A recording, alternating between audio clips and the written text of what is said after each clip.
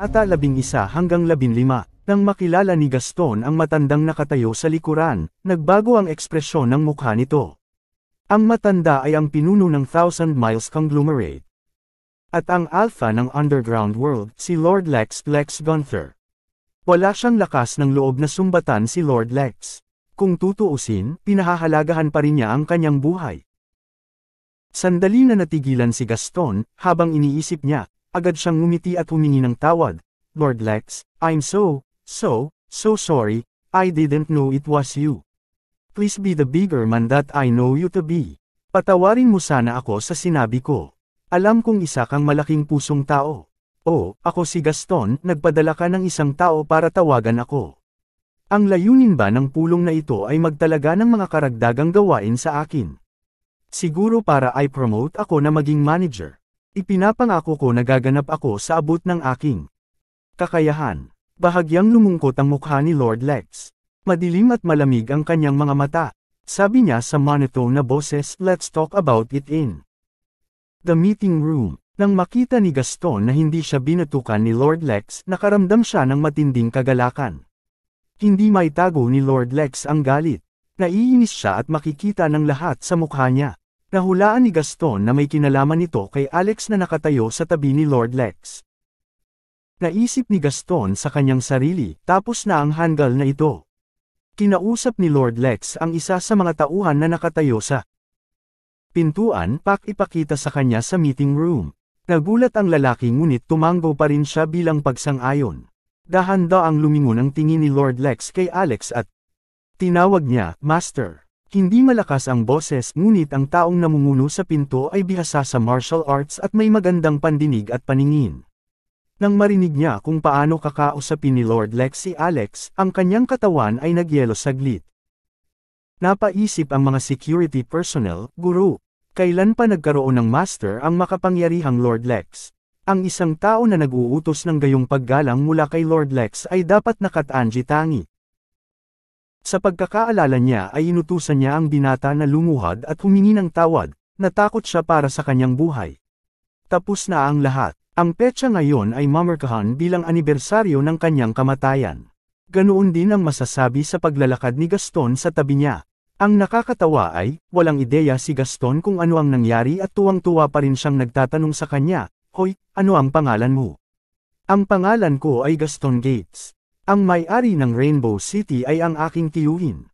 Hindi ako. Makapaniwala na tinawag ako ni Lord Lex ngayon. Mukhang nakuha ko na ang atensyon niya. Sa palagay ko ay madalas akong narito sa hinaharap. Naisip ng mga security personnel, madalas kang nandito.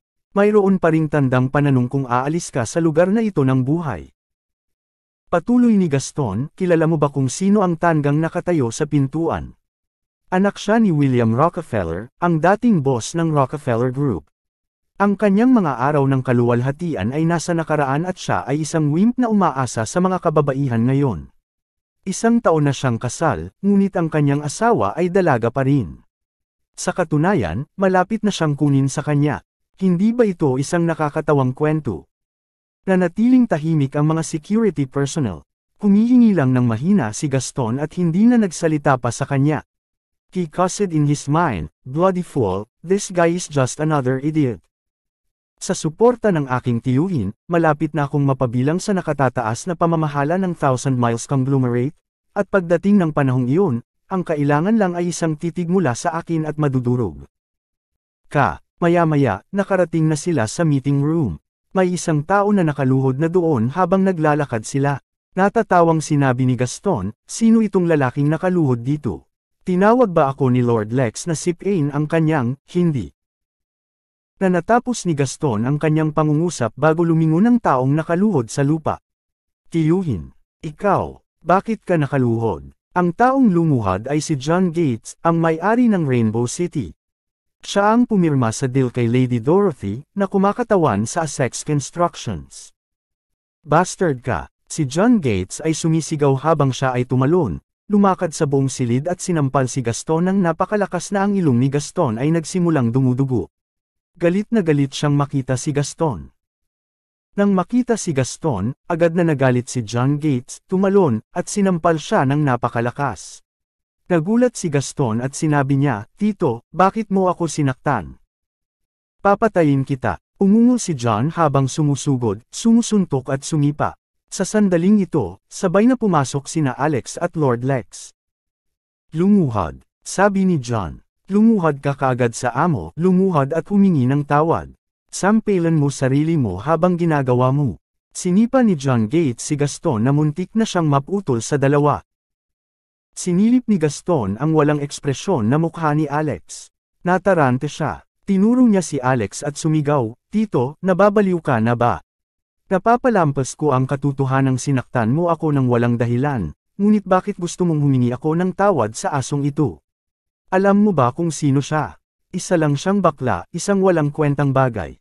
Hindi siya karapat-dapat na lumuhod sa akin." Hindi nagbago ang ekspresyon ng mukha ni Alex. Nasanay na siya sa mga pang-iinsulto ni Madam Claire nitong nakaraang 10 buwan. Madalas niyang marinig ito mula sa bibig ni Madam Claire sa nakalipas na 10 buwan, at sanay na siya rito. Ipinakita ni Lord Lex ang kanyang layunin sa pagpatay at malamig na sinabi, "John Gates, nakatulong ka sa pagpapalaki ng isang napakagandang pamangkin." Habang nagsasalita si Lord Lex, nagyelo ang hangin sa paligid. Sumakit ang puso ni John at kailangan niyang gumawa ng desisyon sa lugar. "Master Lex," sabi ni John, "kasalanan ko kung hindi ko siya turuan ng mabuti. Ako mismo ang haharap sa hayop na ito." Ano? Hindi makapaniwala si Gaston na itinapon siya ng kanyang tiyuhin sa ilalim ng bus. "Tito John, mangyaring huwag mabaliw. Ako lang ang pamangkin mo." Sigaw ni Gaston. Isang buntong hininga ang pinakawalan ni John. Sinaktan niya talaga si Gaston para protektahan siya. Gusto niyang magpakita siya ng pagsisisi para lang maligtas ni Lord Lex ang kanyang buhay. Gayunpaman, hindi ito gumana ayon sa kanyang plano. Hindi naiintindihan ng kanyang matigas na pamangkin ang sitwasyon at nailigtas lamang ni John ang kanyang sarili. "Maruming hayop ka," sigaw ni John. "Hindi mo dapat ginawang kaaway si Master Alex at pinagnanasan ang kanyang asawa. Ngayon ang huling araw ng iyong buhay." "Ano?" Gulat na tugon ni Gaston, "He's no master. Isa lang siyang basura." Umisi si Lord Lex. "Anak siya ng dati kong kaibigan. Tinatrato mo siya gaya ng pagtrato mo sa akin. Sa tingin mo ba ako ay isang basura rin?" Nanlaki ang mga mata ni Gaston at nakanganga ang kanyang bibig na parang patay na gold pies. Sa wakas ay napagtanto niya ang kanyang pagkakamali. Pagbayaran niya talaga ang buhay niya sa katangahan niya. Mabilis na lumuhod si Gaston at sinabing, "Pasensya na Master Alex. Gumagawa lang ako ng isang aksyon para sa pera. Master Alex, hindi talaga ako nagnanasa na samahan ako ng asawa mo." Natigilan sandali si Alex, at pumasok sa isip ko si Spark Rockefeller. "Ngayon sabihin mo sa akin, sino ang nasa likod ng buong pagsubok?" Tanong ni Alex habang tumatagos ang tingin niya kay Gaston. Alam ni Gaston ang problema niya at hindi naglakas loob na itago ang anuman kay Alex. "Aniya, it's Spark, the bastard said that as long as I did this favor for him, he will give me $10 million and 3 beauties. Nabulag ako sa aking kasakiman. Pangako hindi ko na uulitin. Master Alex, mangyaring iligtas ang aking buhay. I swear, simula ngayon, willing na akong maging lapdog mo. Naway tamaan ako ng kidlat kung nagsisinungaling ako sa iyo." Si Alex ay puno ng pagpatay na layunin. Ito talaga ang anak ng isang bitch na si Spark ang nasa likod ng lahat ng ito. Sinipa ni Lord Lex si Gaston at sumigaw, "Huli na para. Humingi ng awa ngayon. Kaladkarin mo siya palabas at lunurin siya." Sumunod ang security guard. Sa sandaling ito, sumikat ang pagnanais ni Gaston na mabuhay. Siya groveled ng paulit-ulit. Napabuka ang kanyang noo sa lakas at bumulwak ang dugo. Sumigaw si Gaston, "Lord Lex, please spare my life. Tio John, tulungan mo ako. Alam kong nagkamali. Ako, ginagawa ko talaga. Master Alex, mangyaring iligtas ako." Mahirap tanggapin ni John Gates ang tanawin, ngunit hindi siya makapagsalita. Sinulyapan ni Alex si Gaston at sinabing, "Panatilihin siyang buhay, maaari pa rin siyang maging kapaki-pakinabang sa atin." Nang marinig ang mga salita ni Alex, ang pasasalamat ay nakasulat sa buong mukha ni John. Mabilis niyang sinipa si Gaston at sinabing, "Magpasalamat ka na kay Master Alex. Tandaan, siya na ang magiging master mo mula ngayon. Nagmamadaling bumaling si Gaston at sinabing, "Salamat. Salamat Master Alex." Hindi na itago ni Lord Lex ang galit sa boses na ito at sinabing, "Spark Rockefeller, he deserves a terrible death for his atrocities. Magpapadala ako ng isang tao upang dalhin siya dito. Pupunitin natin ang kanyang katawan mula paa hanggang paa." Sa isip niya, gustong makita ni Alex kung ano ang magiging reaksyon ni Spark kapag nalaman ng lahat ang ginawa niya. Gusto rin niyang makita ang pagmumukha ni Madam Claire nang mapagtantong siya ay ginawang tanga. Kinawayan niya ang kanyang kamay at sinabing, "Hawakan mo muna. Personal kung haharapin si Spark." Hindi ba siya nagsisikap na kumilos bilang isang bayani, isang mabuting tagapagligtas? Sisirain ko ang kanyang reputasyon at ang kanyang buhay. Pagkatapos ay same time niyang sinabi kay Gaston, "Tandaan mo, huwag kang maglakas loob na sabihin kahit kanino ang aking pagkakakilanlan. Kung alam ito ng biyenan ko, sisiguraduhin kong lumangoy ka kasama ng mga isda." Nagmamadaling sumagot si Gaston, Oo, nakatatak ang mga labi ko." "Master, matalino ka, naglalaro ng pipi para ihain ang pinakamagandang ulam ng paghihiganti kay Spark." Naaliw si Alex habang nilalamon siya ni Gaston ng pambubble habang umaagos pa rin ang dugo sa kanyang noo. Sa isip ni Alex, ang taong una niyang gustong harapin ay si Madam Claire. Binalak niyang kasuklaman siya sa pamamagitan ng pagpapanggap na mahirap at hindi pagsang-ayon sa diborsyo. Iyon ay dapat magtik sa kanya. "Sige, tatawagan ka namin kapag kailangan mo. For now, make yourself scarce," sabi ni Alex kay Gaston. "Yes Master, talagang makikipagtulungan ako at tutulungan kitang mapahiya si Spark. Hindi ko talaga siya nagustuhan sa simula. Pinaglalaroan lang niya ang pera na ninakaw niya sa iyo. Walang-wala siya kumpara sa iyo." Dagdag pa ni Alex, "Pakiisyo ng opisyal na paghingi ng tawad sa aking asawa mula sa Rainbow City upang siya ay makapagpahinga ng maluwag. Alam mo ba kung gaano siya nagdusa dahil sa iyong mga aksyon? Kahit napatayin ko siya ng 10 beses, hindi mo pa rin matutubos ang iyong sarili." Hindi naman nagmamadaling umuwi si Alex. Mayroon lamang siyang kalahating drumstick ng manok, hindi pa siya busog. Kasama ni Lord Lex, nagkaroon ng masaganang piging si Alex para sa tanghalian. Pagkatapos, naglakad-lakad sila sa Cali Mall bago umuwi sa Rolls-Royce Phantom, na kinailangang huminto ng ilang sandali mula sa villa ng Essex. Kumain lang siya ng kalahating bowl ng salad sa hapon at hindi pa busog ang tiyan niya. Sinamahan ni Lord Lex, nagkaroon siya ng maluhong tanghalian, at pagkatapos ay naglakad-lakad sa Hells Angels. Pagkatapos nito, sumakay siya sa Rolls-Royce Phantom na kotse, bumaba sa ilang daang metro ang layo mula sa tirahan ng Essex, at dahan-daang naglakad patungo sa villa. Habang naglalakad si Alex patungo sa villa, nakita niya ang ilang bag na nakakalat sa harap ng gate ng villa. Sa masusing pagsusuri, lumabas na lahat ng kanyang mga gamit ay itinapon sa labas. May sirang photo frame din sa lupa. Hawak nito ang larawan ng pamilya ni Alex tungkol sa kanyang sarili at sa kanyang mga magulang. Ito ay may malinaw na bakas ng paa rito, halatang may naapakan na. Kusa, galit na galit si Alex at sumugod siya sa villa na sumisigaw, "Sino ang may gawa nito? Sino ang tumapak sa larawan ng aking pamilya?" Nasa sala sina Madam Claire, Lady Beatrice, at Spark Rockefeller nang pumasok si Alex. Galit na sagot ni Madam Claire, "I did it. Paano kung ginawa ko? Ikaw, hiwalayan na ang basura, bakit dito ka pa tumutuloy sa bahay namin?" Ang mga mata ni Alex ay malamig at nananakot. Ito ang unang pagkakataon na nakita siya ni Madam Claire sa ganitong paraan, na nagpapabagabag sa kanyang pakiramdam. Natatakot niyang tanong, "Ano ang gagawin mo?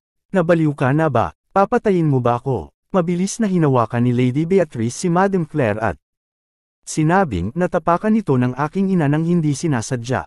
Napakurap-kurap si Alex at natatawang sinabi, "Ma, ikaw ang biyenan ko, bakit kita gustong patayin? Huwag kang mag-alala, pakikitunguhan kitang mabuti sa natitirang bahagi ng aking buhay at paglilingkuran kita habang nabubuhay at magbibigay ng tamang libing pagkatapos ng kamatayan." Nang marinig ito ni Madam Claire, galit na galit siya na nagpapasada siya sa pagitan ng buhay at kamatayan. Napasigaw siya, "Anak ng bitch! Nananaginip ka ba? Sino ang iyong ina? Maaari kang pumunta at magbigay ng tamang tibing para sa iyong ina." Sinabi ni Alex, ikaw ang aking ina. Ikaw, hiwalayan mo kaagad, Beatrice, tawagan mo ang kapatid mo at sabihin sa kanya na pumunta ka agad sa Registrar of Marriage Office. Umiling si Alex at sinabing, Ma, hindi na kailangan yan. Hindi kami maghihiwalay ni Dorothy. Hindi mo ba nais na magkaroon ng kapangyarihan ng pamilyang Rockefeller? Natatakot ako kapag naghiwalay tayo, hindi mo makukuha ang gusto mo.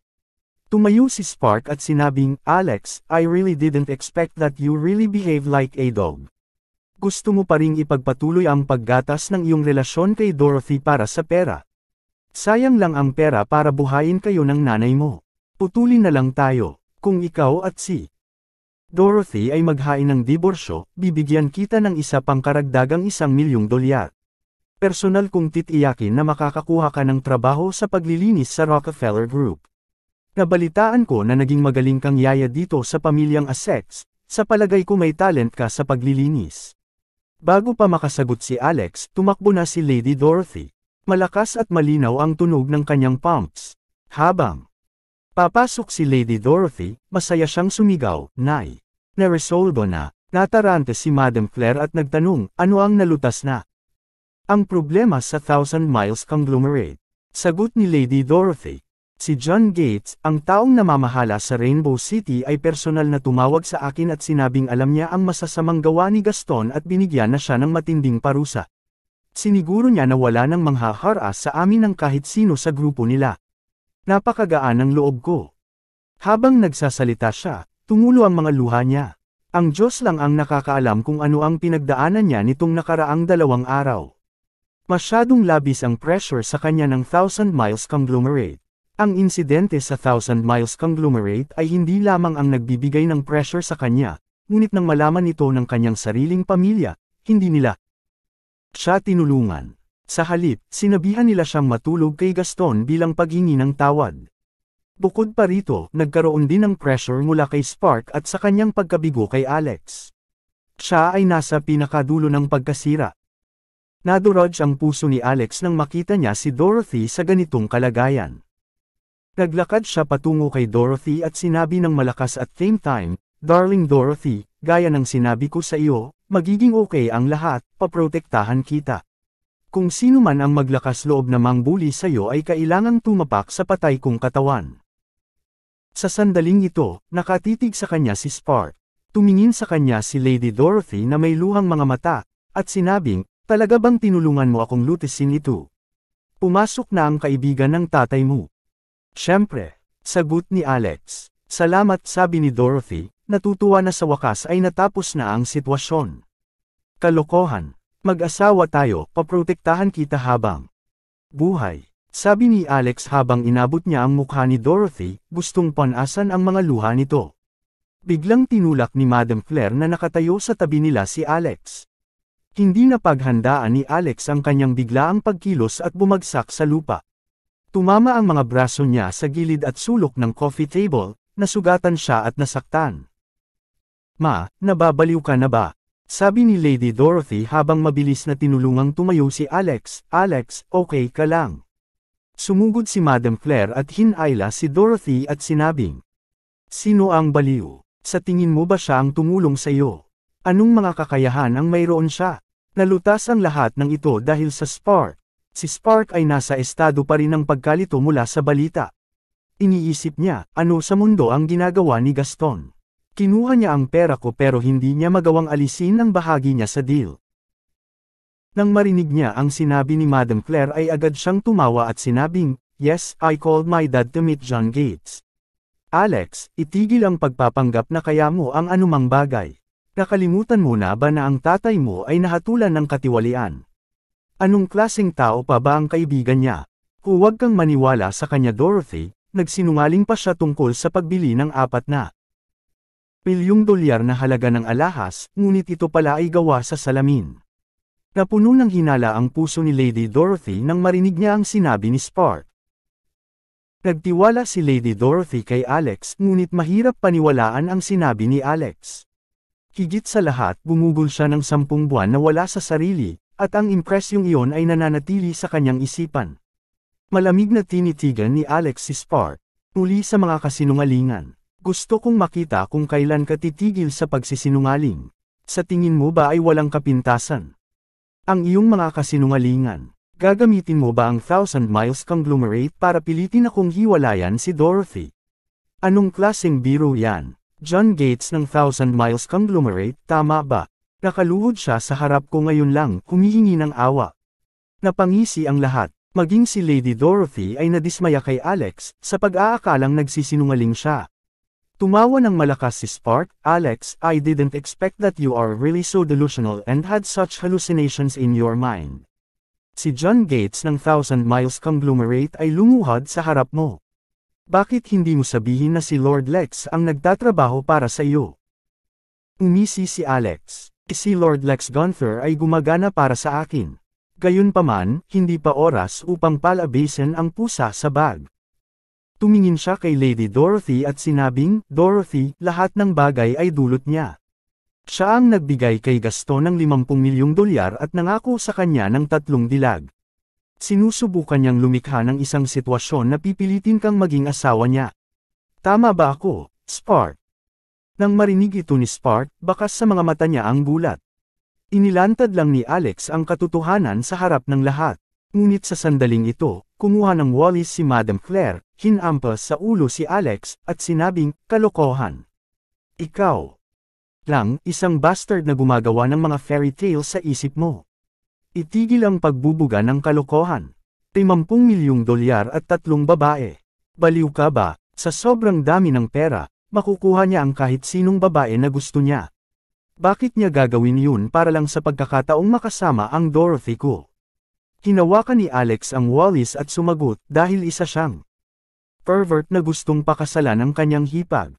Galit na sinabi ni Spark, siguro na baliw ka, hindi kita ililibang. Pagkatapos noon, galit na sinimulan ni Madame Claire si Alex, hinabol siya palabas ng villa ng Essex na sumisigaw, lumabas ka, huwag kang humakbang papasok sa bahay ng aming pamilya mula ngayon. Sinubukan ni Alex na kausapin si Lady Dorothy na nasa loob pa rin ng bahay at sinabing, Dorothy, isipin mo, kaya kung tretuhin na parang basura, maaari akong bugbugin at pag-alitan ng iyong ina, at hindi ako nagsinungaling sa iyo. Bang! Isinara ni Madame Claire ang mga pintuan. Huminga ng malalim si Alex, pilit pinapakalma ang kanyang impulsiveness at galit, at kinuha ang kanyang mga bagahe na itinapon sa labas ng bahay. Umiti si Spark at tumingin kay Lady Dorothy at walang hiya na sinabi, Dorothy, tingnan mo. Tinulungan ka ng tatay ko na malutas ang problema, maaari kang magsampa ng diborsyo ngayon. Naghinala si Lady Dorothy, Spark, hindi mo ba sinabi na hindi papasok ang papa mo para tumulong kung hindi ako hiwalayan? Hindi ko na alam kung sino ang paniniwalaan ko ngayon. Sabi ni Lady Beatrice, ate, sinapian ka ba? Maniniwala ka ba sa baliw at maling akala na tao? Pagkatapos ay sinabi ni Spark, hindi ka naniniwala sa akin, di ba? Pupunta ako sa tatay ko at papatunayan niya ito sa iyo. Nagmamadali siyang umalis pagkatapos niyang sabihin yun. Sa katunayan, medyo nataranta siya at nagmadaling hanapin si Gaston para itanong kung ano ang sitwasyon. Mabilis na pinuri ni Madame Claire, mabuting manugang, naniniwala ako sa iyo. Sabihin mo sa kanya na lubos akong nagpapasalamat.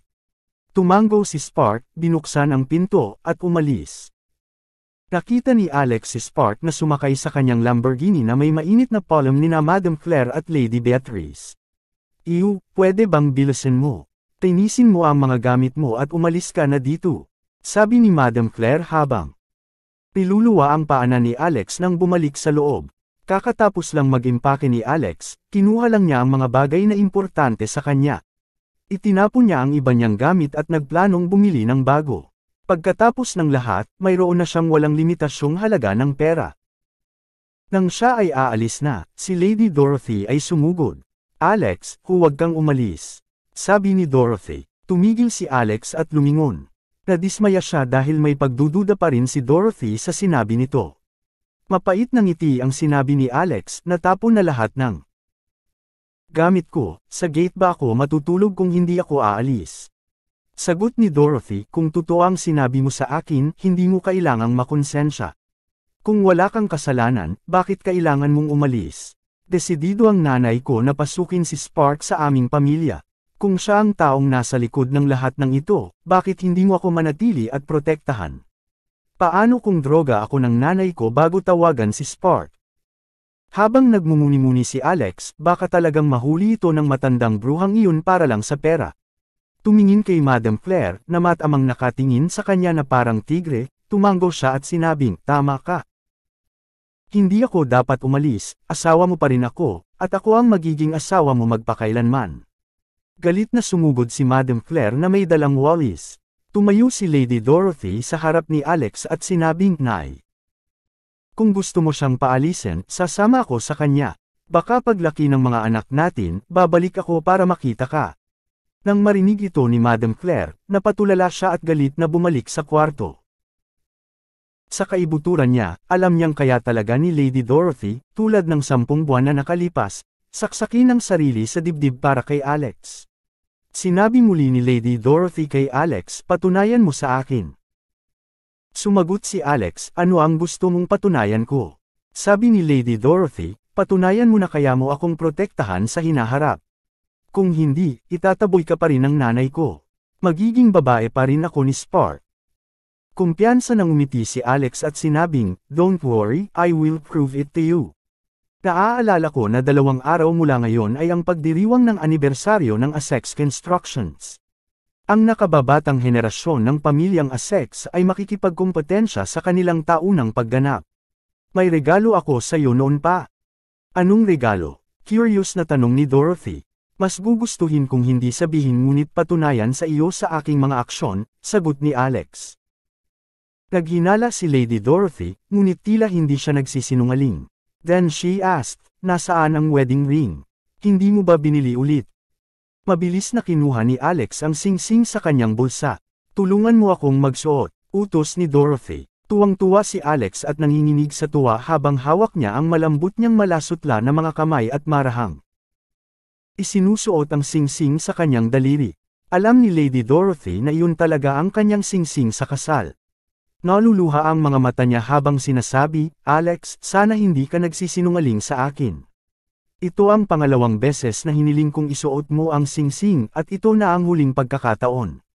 Kapag nawala ka ulit, matatapos na to sa pagitan natin." Muling sumugod si Madam Claire. "Hayaan mo, sino ang nagbigay sa iyo ng pahintulot na hawakan ang anak ko? Kung gusto mong manatili sa bahay ko, magluto ka, maglinis ng sahig, at maghugas ng kamay sa lahat ng damit." Samantala, tinawag ni Spark si Gaston Gates. "Gaston, anong ginagawa mo? Bakit hindi mo ituloy ang iyong pagtatapos ng bargain? Nahulog mo ang bola sa huling minuto." Nang matanggap ni Gaston ang tawag, ginagamot ang kanyang mga sugat sa ospital.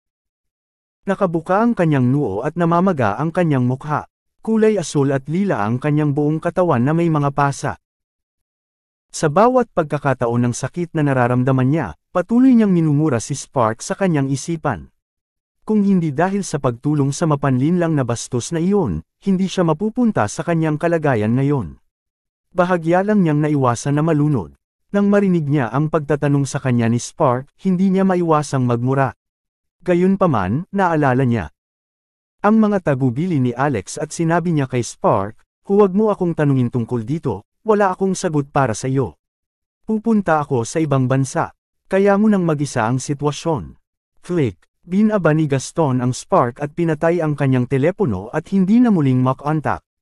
Galit na galit si Spark. Lumobo ang kanyang bituka sa galit. Kinuha ni Gaston ang kanyang pera ngunit hindi niya ginawa ang hiniling niya. Gayunpaman, si Gaston ay pamangkin ng makapangyarihang si John Gates, isang taong may mataas na katayuan sa loob ng Thousand Miles Conglomerate at si Spark ay walang lakas ng loob na gumawa ng anuman kay Gaston. Hindi nagtagal, nakarating na siya sa bahay. Ang tahanan ng pamilyang Rockefeller ay isang malaking manor. Sa ika-7 kaarawan ni Alex, ang kanyang ama na si William Rockefeller ay gumugol ng maliit na halaga para bilhin ang manor bilang regalo sa kaarawan para kay Alex. Ang kabalintunaan ay nang lumipat ang iba pang pamilya ng Rockefeller, pinaalis sina Alex at Brittany sa bahay. Pagkapasok ni Spark ay nginitian siya ng kanyang lolo na si Bill Rockefeller. "Saan ka nagpunta, Spark? Malungkot at galit ang mukha mo." May nang-aabala ba sa iyo? Hayaan mo akong makatulong sa iyo. Agad namang sumagot si Spark, Alex. Malamig na umungol si Bill Rockefeller. Yung walang kwentang anak ng Beach. Paano kanya magugulo sa kalagayan niya ngayon? Natigilan si Alex. Anak ng Beach. Lolo, hindi ba si Alex anak ng tiyuhin ko? Kumurap ang mga mata ni Bill at sinubukan niyang i-back paddle. What I mean was that he was the bastard that I kicked out of this house. Sabihin mo sa akin, paano kanya ginulo? Sinabi ni Spark, ang basura ng tao na iyon ay malinaw na walang kakayahan o kapangyarihan ngunit tumanggi na tanggapin at hiwalayan si Lady Dorothy. Napaka walang hiyang lalaki, nakasusuklam, naningkit ang mga mata ni Bill. Spark, gusto mo ba ang Lady Dorothy na iyon? Inamin ni Spark, oo, gusto ko siyang pakasalan. Kung ang pag-uusap na ito ay nangyari sa pagitan ng iba pang lolo at apo, si Spark ay sinampal dahil sa pagnanasa sa kanyang sariling hipag. Ngunit si Bill ay hindi ibang lolo at siya ay tumawa. Spark, sa wakas ay lumaki ka na. Ang ganda talaga ng Dorothy Essex na yan. Nakakalungkot lang na ikinasal siya kay Alex. Dahil gusto mo siya, pupunta ako sa tirahan ng pamilya Essex at tutulungan kitang kumbensihin ang matandang babae ng pamilya Essex. Naniniwala ako na makukuha mo ang kanyang mga pagpapala. Talaga, salamat, Lolo. Natuwa si Spark sa sinabi ng lolo niya. Apo kita, bakit hindi kita tutulungan? Hanggat maaari mo akong bigyan ng isang grupo ng mga apo sa tuhod. Walang kwenta ang Alex na yon. Siya ang maitim na kabayo ng aking pamilyang Rockefeller. Ang aming reputasyon ay nasira ng kanyang pag-iral. Hindi siya karapat-dapat na magkaroon ng ganoong asawa. Kasabay nito, nagpadala lamang ng mensahe si Alex kay Lord Lex, na nagtuturo sa kanya na pumirma ng isang malaking kontrata kay Dorothy sa lalong madaling panahon. Ang Thousand Miles Conglomerate ay kasangkot sa halos bawat industriya. Sa pamamagitan lamang ng pagpirma sa isang kasunduan sa kanila, magagawa ni Dorothy na tumayo ng may pagmamalaki sa gitna ng mga matatanda ng pamilya. Kung iisipin, hindi naging madali ang mga bagay para kay Madam Claire sa pamilyang Essex. Ang pinuno ng pamilya ay si Madam Joan, ang lola ni Dorothy. Ang matandang babae ay may 3 anak na lalaki, sina Benny, Anderson, at Henry Essex. Si Madam Claire ang asawa ng bunsong anak na si Henry Essex. Noong 16 na taong gulang si Dorothy, nahuli siya ni Madam Claire na nanloloko sa kanyang sekretarya. Kinabukasan, tumakas si Henry kasama ang kanyang may bahay. Walang nakarinig mula sa kanya mula noon at walang nakakaalam kung buhay pa siya. Sinisi ng matandang babae si Madam Claire sa pagkawala ng kanyang anak. Siya ay hindi kailanman mahilig sa Madam Claire sa unang lugar at ang kanyang opinyon ng Madam Claire ay lamang got worsened mula noon. Hindi nagustuhan ni Joan sina Beatrice at Dorothy dahil dito. Hindi nagtagal, nakatanggap si Alex ng tugon mula kay Lord Lex, noted master. Isang kontrata na nagkakahalaga ng $1 bilyong ay matatapos sa Lady Dorothy bukas. Hindi makatulog si Alex dahil puno ng panghihinayang ang kanyang isip. Malaki ang utang na loob niya kay Dorothy at gusto niya itong makausap. Nag-ipon siya ng lakas ng loob at pumunta sa ikalawang palapag para hanapin si Dorothy. Ang pinto ay naka-unlock at ito ay nakabukas. Sumilip si Alex sa loob. Dorothy, laking gulat niya nang makita niya si Madam Claire na lumabas sa shower na nakatapis lang ng tuwalya sa katawan. Sumigaw si Madam Claire, "Pervert ka! Sino ang nagbigay sa iyo ng pahintulot na pumunta dito? Ano ang balak mong gawin sa kalagitnaan ng gabi?" Tabas, agad-agad. Nagdulot ito ng malaking kaguluhan sa villa ng Essex. Sinalubong ni Madam Joan ang dalawang hindi inaasahang bisita sa lumang Essex Manor kinaumagahan. Ang pinuno ng pamilyang Rockefeller, sina Bill Rockefeller at Spark Rockefeller, ang batang direktor ng Rockefeller Group ay dumating upang bisitahin siya. Kung ikukumpara sa napaka-maimpluwensyang at makapangyarihang Rockefeller Group, ang Essex Constructions ay isang maliit na kumpanya lamang. Nagulat ang matandang babae nang malaman ang dahilan ng kanilang pagdalaw. "Sir Rockefeller, kasal na po ang ating Dorothy. Sigurado ka bang gusto siyang pakasalan ng apo mo?" Tanong niya. "Oo, si Lady Dorothy ang gusto kong pakasalan." Spark chimed in. "Na-inlove ako kay Dorothy sa unang tingin. Tsaka sa papel lang ang kasal niya kay Alex, never silang pinayagang magsama." Sagot ni Madam Joanne, masisira ang reputasyon mo. Mayroon akong isa pang apo na nagngangalang Emma. Umiling si Spark at sinabing, si Lady Dorothy lang ang gusto ko. Napangiti si Bill Rockefeller at bumulong, Madam Joanne, I heard that Essex Constructions has not doing too well recently. Handa akong tulungan kang makayanan ang iyong mga paghihirap. Nang matapos ni Bill ang kanyang pangungusap, tumakbo si Anderson Essex, ang pangalawang anak ni Madam Joanne at tuwang-tuwang sinabi, Nay. Nakatanggap lang kami ng kumpirmasyon na ang Thousand Miles Conglomerate ay pipirma ng deal na nagkakahalaga ng $1 bilyong sa amin. Oh, magandang balita, talagang magandang balita. Ang matandang babae ay pumalakpak sa kanyang mga kamay at masayang sinabi. Pagkatapos ay tumingin siya kay Bill Rockefeller na may pagkagulat na ekspresyon, Sir Rockefeller, mahusay. Nakuha mo ang mga string para sa Thousand Miles Conglomerate na pumirma ng isang deal sa negosyo sa amin. Ito ay lubos na kahanga-hanga, matandang lalaki, salamat. Nasa iyo ang aking pagpapala para sa kasal na ito. Nagulat si Bill Rockefeller. Wala siyang kakilala sa Thousand Miles Conglomerate. Gayunpaman, ito ay isang magandang pagkakataon na ibinigay sa kanya ng kapalaran. Sabi ni Bill, maliit na bagay lang. Si Lord Lex of Thousand Miles Conglomerate ay isang personal na kaibigan ko. Konting favor lang naman ang hinihingi ko, walang sobra basta matulungan natin ang Essex family. Umiti si Madam Joanne at sinabing, ang galing. Spark, mahal na mahal kita. Bukas ay ang anibersaryo ng ating Essex Constructions. Magdaraos kami ng isang piging bilang pagdiriwang. Bakit hindi ko ibalita sa iyo ang kasal ni Dorothy at ang handaan bukas? Tuwang-tuwa si Spark at sinabing, salamat, salamat Lola. Pag-alis nila sa lumang Essex Manor, humahanga si Spark kay Bill, Lolo, hindi ko alam na napaka-connected mo na kahit si Lord Lex ay kaibigan mo. Nakuha mo pa ang mga string para sa $1 bilyong na kontrata ng napakabilis. Hindi ka takataka na tiwala ka na tatanggapin ng matandang babae ang iyong proposal. Umiling si Bill at sinabing, ang $1 bilyong na kontrata ay walang kinalaman sa akin. Ha, tapos hindi mo man lang sinabi, tanong ni Spark. I was just going with the flow, pagsingit ni Bill. Tadhana ang dapat maging araw natin. Hindi ko inaasahan na ang pamilyang Essex ay maaaring makipagnegosyo sa Thousand Miles Conglomerate. Mukhang may makapangyarihang tumulong sa kanila. Isang napakatalino na hakbang para pakasalan mo si Dorothy. Maaari kaming makakonekta sa Thousand Miles Conglomerate sa pamamagitan mo sa hinaharap. Umiti si Spark at tumango bilang pagsang-ayon. Sumagi sa isip niya, sino kaya ang makakatulong sa pamilyang Essex? Ang $1 bilyong ay hindi maliit na halaga.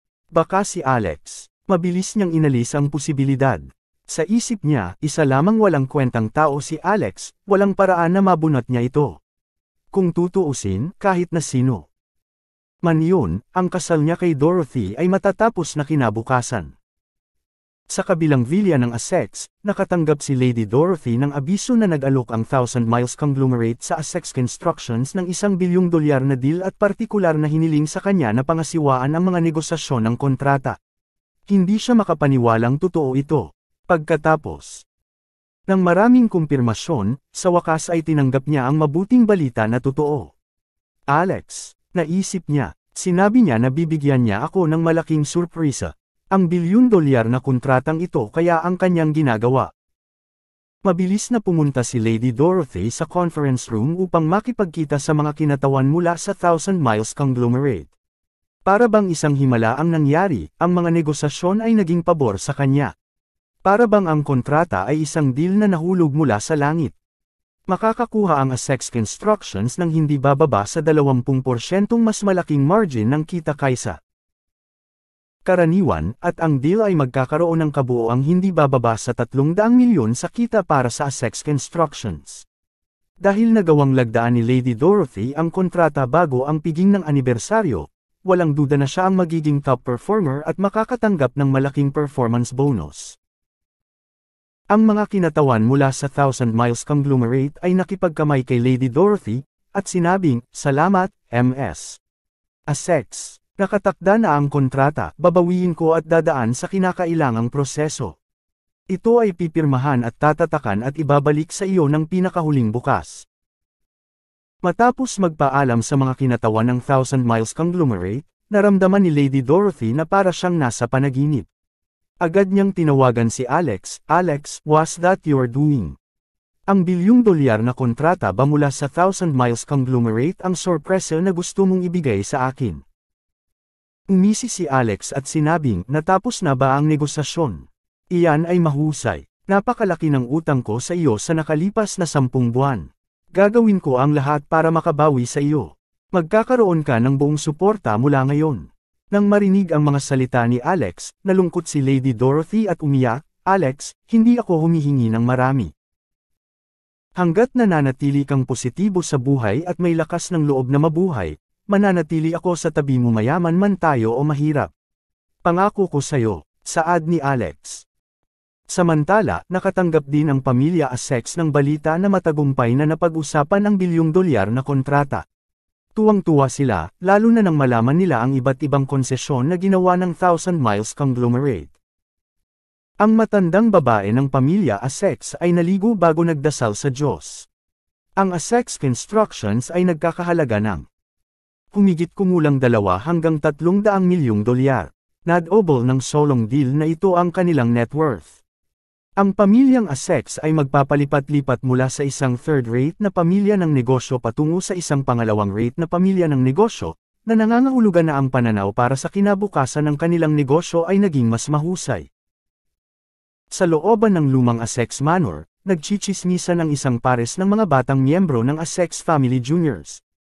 Nagawa talaga ni Dorothy na makuha ang $1 billion na kontrata mula sa Thousand Miles Conglomerate? Hindi ko talaga alam kung paano niya nakuha ito, sabi ng isa. Akala ko ako ang magiging top performer sa pagdiriwang ng anibersaryo ngayong taon, ngunit ang deal na ito ay lubos na nagbago ng laro. Dorothy Essex, lahat ng ito ay dahil medyo maganda siya. Sabi ni Lady Emma Essex, ang anak ni Anderson Essex, na hindi kailanman nagkagusto kay Lady Dorothy. Alam mo, siya ay isang babaeng may asawa, ngunit sa papel lamang. Pumasok si Madam Joanne sa bakuran ng sandaling yun at pinutol sila. Anong masamang chismis ang ipinakakalat ninyo? Sagot ni Lady Emma, Lola, ang $1 billion contract sign ni Dorothy ay hindi dahil sa effort niya, di ba? Nagsimula ang Thousand Miles Conglomerate na lumapit sa amin, at iyon ay dahil sa aming tatak at reputasyon. Sa katunayan, ang deal na ito ay dapat na ikredito sa ating lahat na tumulong upang mabuo ang imahe ng kumpanya. Ipinatong ng matandang babae ang kanyang kamay sa mukha ni Emma at sinabing, huwag mo nang isipin yon. Ang kasunduan na ito ay pinangasiwaan ng Rockefeller family bilang dower para kay Dorothy. Ang pamilyang Rockefeller, hindi ba ang basurang iyon na si Alex ay itinaboy ni Madam Claire? Tanong ni Emma, hindi si Alex, ito ang batang direktor ng Rockefeller Group, Spark Rockefeller. Sagot naman ni Madam Joanne. Ano? Gustong pakasalan ni Spark si Dorothy. Gulat na bulalas ni Emma. Sabay-sabay na tumawa ang lahat ng iba pang kabataang miyembro ng pamilyang Essex. Mahinang bamulong si Lady Emma sa ilalim ng kanyang hininga, ang bitch na si Dorothy. Siya ay talagang walang kahihiyan at handang gawin ang lahat para lamang maging dalaga ng Rockefeller Group. Pagkatapos ay sinabi ng matandang babae, Emma, pumunta ka sa Ritz-Carlton Hotel at itaas ang profile ng ating handaan bukas sa isang mas marangyang antas. Sa pagkakataong ito, magkakaroon tayo ng masaganang hapunan para sa lahat ng ating mga panauhin at bubuo sa momentum para isulong ang mga ambisyon ng pamilyang Essex. Ipapahayag din namin ang $1 billion na kontrata sa pagitan ng Essex Constructions at Thousand Miles Conglomerate. Lumipas ang araw at dumating na ang anibersaryo ng Essex Constructions. Katatapos lang ng pananghalian ng pamilya ni Madam Claire. Inilapag ni Madam Claire ang mga plato at kagamitan sa hapagkainan at inutusan si Alex, linisin mo ang mesa. Huwag kang mag-iwan ng kahit isang patak ng pagkain. Hindi pinansin ni Alex ang komento niya. Nasanay na siya sa nakalipas na 10 buwan. By the way, dadalo kami sa anniversary banquet ng Essex Constructions sa hapon. Hindi mo kailangang sumama. Magdudulot ka lang ng kahihiyan sa aming pamilya. Ayaw pumunta ni Alex. Ang matandang babae ng pamilyang Essex na si Madam Joanne, ay hindi siya nagustuhan. Sobrang awkward kung magpapakita siya. Bukod pa rito, mas gugustuhin niyang hindi makita ang mga ito dahil wala silang kwenta sa paningin niya. Mabilis na sumigaw si Lady Dorothy, "No, Alex must go." Tinawag lang ako ni Lola at tinanong ako na tiyaking pupunta si Alex. Sinabi ni Madam Claire na walan ba ng gamot ang matandang babae. Ngunit dahil ito ang hiling ni Madam Joanne, kailangan niyang sundin ito. Umakyat si Madam Claire sa kanyang silid upang magpalit ng mas angkop na damit para sa kaganapan sa gabi. Ang Ritz-Carlton Hotel ay isa sa pinakamagagandang 5-star hotel sa California. Mayroon silang engrandi at retro na disenyo na napakaganda. Alas 3:30. Nang hapon, ang pangunahing pasukan ay nagpapalipad na ng malaking banner na nagsasabing, "Mainit na pagdiriwang 15 taon ng Essex Constructions." Isa itong engranding event at sunod-sunod na dumating sa venue ang maraming sikat at makapangyarihang bisita. Kita mo, ipinaalam ni Madam Joanne na kumalat ang balita ng pakikitungo ng Essex Constructions sa Thousand Miles Conglomerate. Marami ang umaasa na sumali sa deal, habang ang iba ay nagpakita bilang tanda ng paggalang sa Thousand Miles Conglomerate. Nang makita ni Madam Joanne na marami sa mga mayayaman at makapangyarihan ang dumalo, labis siyang natuwa. Sa oras na ito, dumating din ang pamilya ni Lady Dorothy. Nagbihis si Madam Claire ng elegante, at nakasuot siya ng Love in the Fallen City necklace. Parehong matikas ang pananamit ni na Lady Dorothy at Lady Beatrice, si Alex lang ang nakakasual na damit, parang nasa bakasyon. Pagdating nila sa entrance ng banquet hall, nakilala ni Lady Dorothy si Lady Emma. "Oh, ito ang nobya. Late ka talaga," sabi ni Lady Emma na may kasamang mapanuksong ngiti. "Ikaw ang starlet para sa gabi. Okay lang na malate ka, pero bakit mo siya dinala sa piging na ito?" Forget what they doing, keep on doing.